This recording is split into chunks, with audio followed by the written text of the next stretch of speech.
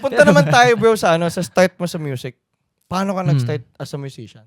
Nag-start ako when I was actually professionally nag-start ako ng 9 or 8 years old. Pero Professional? as a artist talaga. Pero nag-start ako parang growing up, parang 3 or 4 kasi na-discover ko na nagde-drums ako. Drums muna. Una mo Una ko, natutunang ang instrumento. unang instrument ko is drums kasi parang nakikita ko yung kuya ko kasi drummer yung kuya ko eh. Yung brother ko, drummer. So parang gusto ko rin gawin yun. No? So parang gusto kong gayahin, like ganon. Then age of 4, 5, discover ko na sa sarili ko na gusto ko kumanta. Dahil si mama at papa ko kumakanta. Si papa ko nagpa-piano. So gusto ko mag-piano. Ang regret ko lang nung bata ko is hindi ko napag-aralan mag-gitara. Though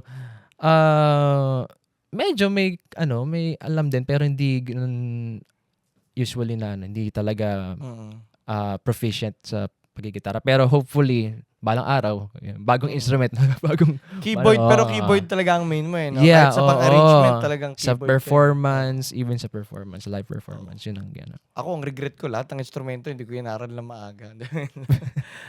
Ano naman tayo? Kung mapunta tayo, ano yung unang-unang kantang natutunan mo naman kantahin? Ano nga bang unang kantang,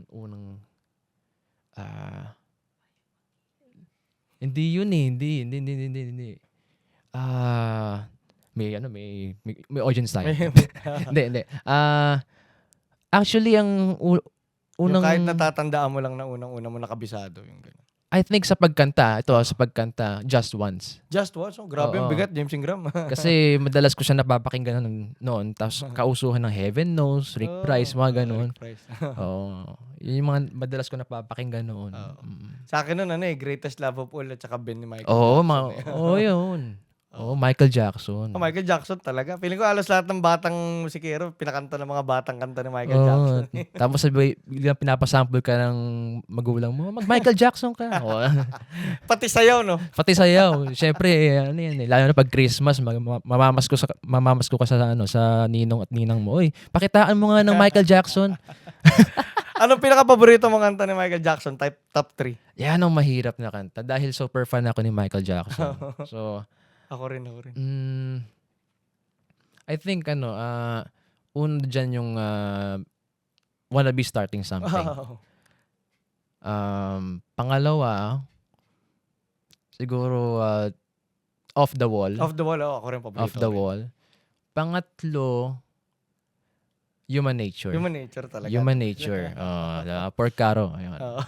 Hindi, ako Human Nature, isa sa mga unang-una ko natutunan kantahin talaga. Yeah. Bro? Sa instrumento, aside sa drums and talagang wala ka na ibang natutugtog? Boses. Yan. Boses Boses. Then parang dahil yun lang alam kong gawin, na i-apply ko siya sa arranging. Sa pag-aareglo. Yun nga, yung mga ginawa ko sa internet.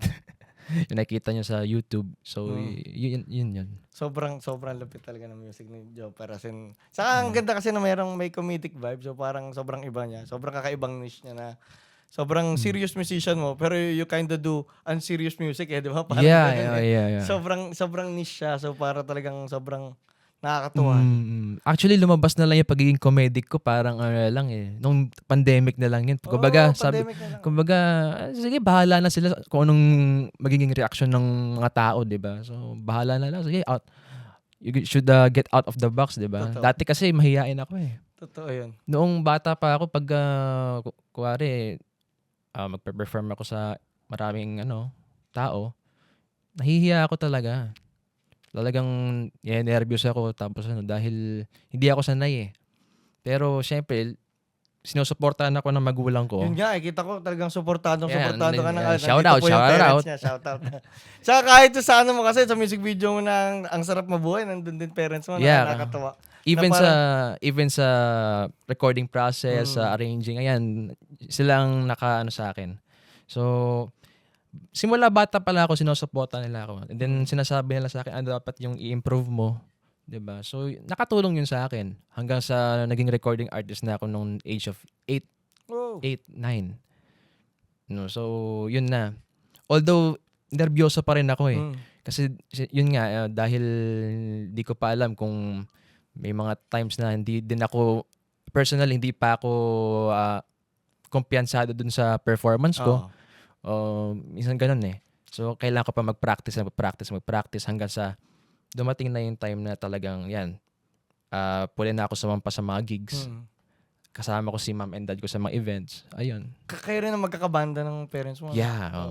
Si Papa guitars, ako ko piano, then yeah. Maidagdag ko lang doon sa sinabi mo kanina na na mahiyain ka. Parang halos lahat, marami akong kilalang musikero na sobrang mahiyain dati before tumutugtog talaga sa stage. Yeah, parang almost lahat naman ata ng mga artists nagsisimula sa ganun dahil syempre wala tayong idea anong, di ba? Tsaka mas maraming magagaling na artist na mahiyain.